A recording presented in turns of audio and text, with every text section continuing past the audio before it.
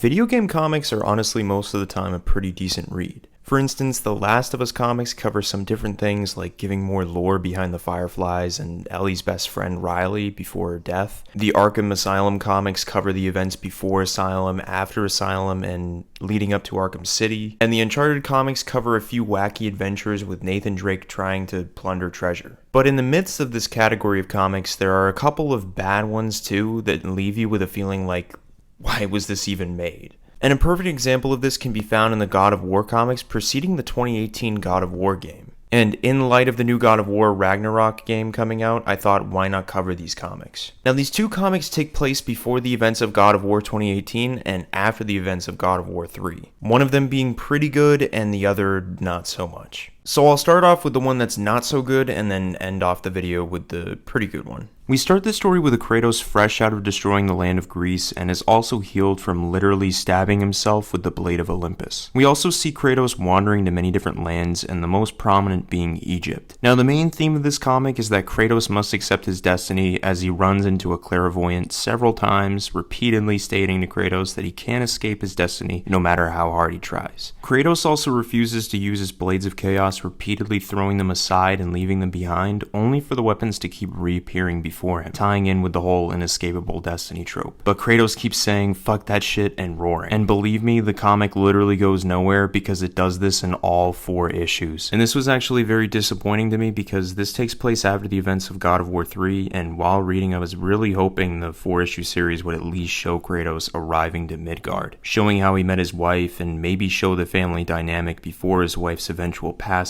leading into the game. But that's expecting too much because now we get to watch Kratos fight a huge crocodile while roaring a bit more. And if that wasn't enough, right after he fights the crocodile, he ends up fighting a huge hippo and the same exact thing happens, but the only difference is that he gets flung around. And after being defeated by the hippo, he goes into the fucking Avatar state and talks to Athena, where she literally says to Kratos the theme of the comic book again, like a fucking Darman video, and Kratos reluctantly accepts that his destiny is to destroy, waking up and killing the shit out of the hippo with the blades of chaos, ending the story. Now again, after reading this, I asked myself why this needed to be made, but anyways, let me take you to the next story, which is honestly not as bad as the first. This story surrounds Kratos' life as a distant father and husband in Midgard, constantly testing himself to control his rage. We also get to see what the dynamic between father and son is like before the game, as Kratos sees his son as weak and not ready to do simple tasks. But moving from this, Kratos leaves his home to the outside world to control his rage, as he knows when it's set free, bad things come with it. But as Kratos is testing himself to control his inner rage, he sees a man attacked by a huge bear, and interestingly enough, Kratos doesn't have an interest in saving the man at first, but tries to save him anyway, proceeding to fight the huge bear. And after killing the bear, the man dies too, causing Kratos to think to himself that